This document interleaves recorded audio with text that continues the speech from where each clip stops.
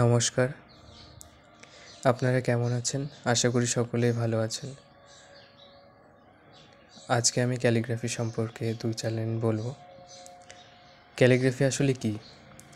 Calligraphy হলো শিল্পময় ও সৌন্দর্যপূর্ণ হস্তলিপির অনুশীলন, যা বিভিন্ন সংস্কৃতি ও ভাষায় প্রচলিত।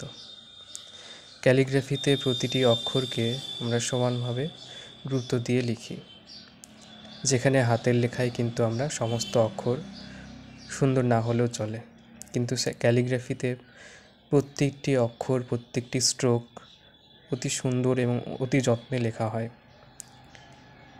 আর ক্যালিগ্রাফিতে আমরা নানা কিছু ব্যবহার করে আমরা ক্যালিগ্রাফি করতে পারি।